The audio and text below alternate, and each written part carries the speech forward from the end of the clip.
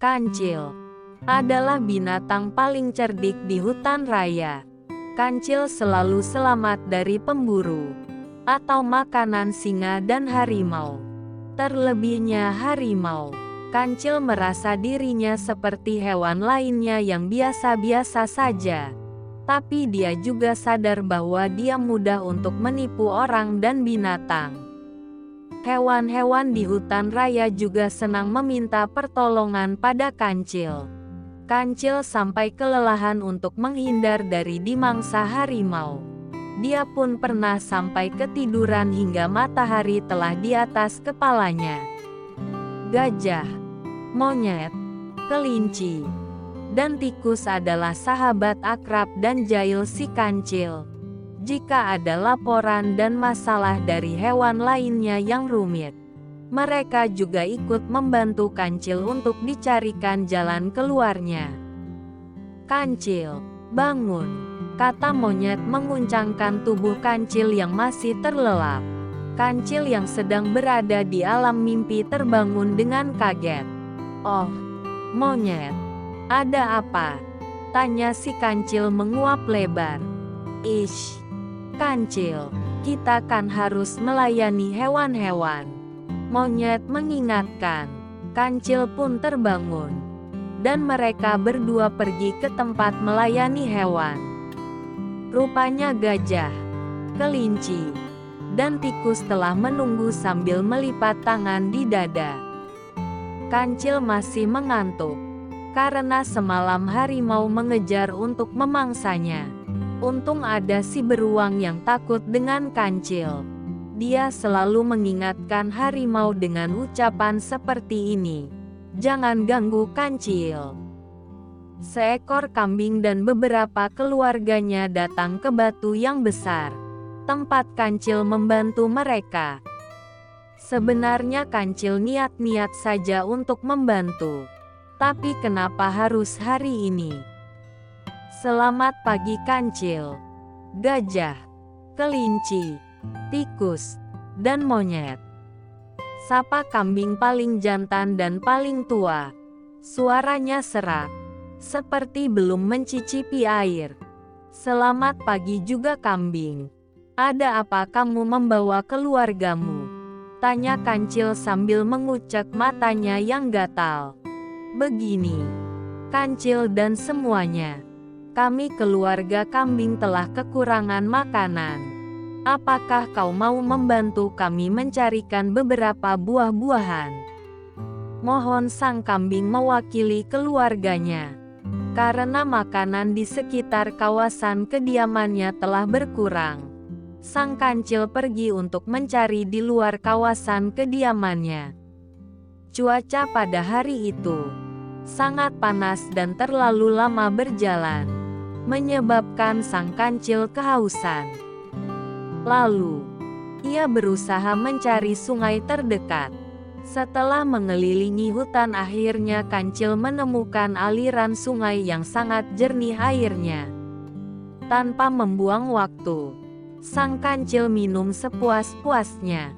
Dinginnya air sungai itu menghilangkan rasa dahaga sang Kancil. Kancil berjalan mencari buah yang sudah masak dengan pohon yang dapat diambil dengan mudah. Karena monyet, gajah, kelinci, dan tikus juga ikut mencarikan makanan untuk keluarga kambing, pekerjaan Kancil tak begitu rumit. Sesekali jika merasa capek, Kancil beristirahat di bawah pohon yang sejuk atau sesekali di pinggir sungai. Dan jika dia masih haus, dia bisa mencicipi lagi air dingin dan segar di sungai itu. "Aku mesti bersabar jika ingin mendapat makanan yang lezat-lezat." Setelah rasa capeknya hilang, sang Kancil kembali menyusuri tebing sungai tersebut sambil memakan dedaunan kegemarannya. Karena ini pekerjaan siang, sahabat-sahabat Kancil juga sesekali beristirahat dan mencari makanan untuk persediaan warga lainnya. Kancil mendapati buah belimbing berjatuhan yang sepertiga sudah busuk. Dengan gesit Kancil mengambil keranjang yang mudah dibawa, dan memasukkan belimbing itu ke dalam keranjang. Saat dia mendapati buah duet yang ranum, si Kancil mendapatkan perhatiannya pada sebuah pohon di pinggir sungai, yang berbuah merah berkilauan. Sepertinya lezat, tapi Kancil tak mungkin mendapati buah itu tanpa melewati jembatan di sungai ini.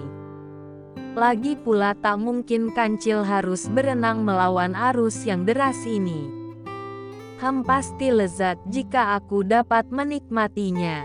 Tapi bagaimana ya caranya?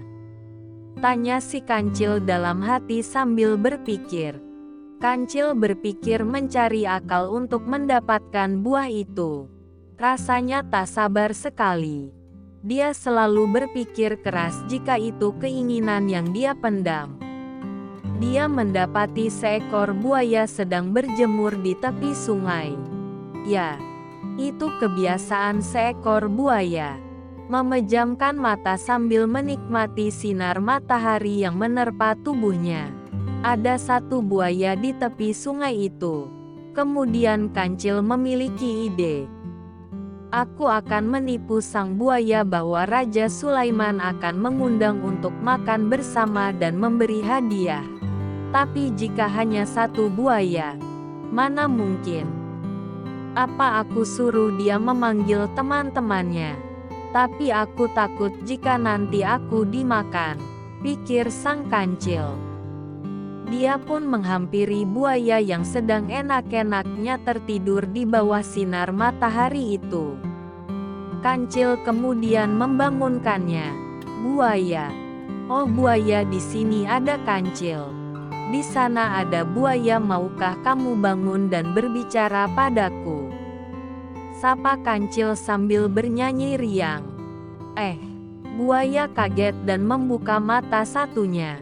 Kancil, ada apa? Tanya buaya hijau kecoklatan itu. Begini buaya. Raja Sulaiman menyuruhku untuk membagi undangan bahwa ada pesta besar. Makanan yang disajikan.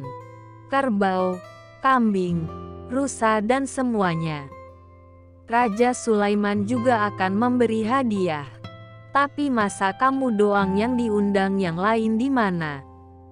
Tanya Kancil mencuri perhatian si buaya. Kupanggilkan dulu. Sebentar, kata buaya lalu masuk ke dalam sungai memanggilkan teman-temannya. Dan menjelaskan bahwa Raja Sulaiman mengundang mereka ke istananya seperti yang dikatakan Kancil tadi. Sudah semua? Tanya Kancil kurang yakin. Sudah. Kancil, cepat hitunglah, tak sabar nih. Ungkap buaya coklat yang berada di tengah-tengah. Baiklah. Tapi acaranya 1 minggu lagi. Kancil mengambil batok kelapa dan menghitung buaya sambil bernyanyi. 1, 2, 3. Jantan betina aku ketuk. 4, 5, 6. Buaya betina aku ketuk. Semuanya pun ada 6 dan si Kancil akhirnya bisa memakan buah merah itu. Lezat bagaikan di surga. Hei, tupai, kau tak diundang? Tanya buaya pada tupai yang membawa buah ceri. Acara Sulaiman itu minggu lalu, kata tupai jujur. Kancil pun tertawa. Hai buaya-buaya sekalian, tahukah kamu bahwa aku telah menipu kamu semua dan tidak ada hadiah yang akan diberikan oleh Nabi Sulaiman? Mendengar kata-kata sang Kancil, semua buaya merasa marah dan malu karena mereka telah ditipu oleh Kancil. Mereka bersumpah dan tidak akan melepaskan sang Kancil apabila bertemu pada masa akan datang. Dendam buaya tersebut terus membara hingga hari ini. Sementara itu sang Kancil terus melompat kegembiraan dan terus meninggalkan buaya-buaya tersebut dan menghilang di dalam kebun buah-buahan untuk menikmati buah-buahan yang sedang masak ranum itu. Pesan moral dari contoh cerpen fabel. Dongeng Kancil dan Buaya adalah gunakan akal pikiranmu. Jangan mudah putus asa. Di saat paling sulit sekalipun. Dan masalah sesulit apapun pasti ada jalan keluarnya jika kita mau berusaha.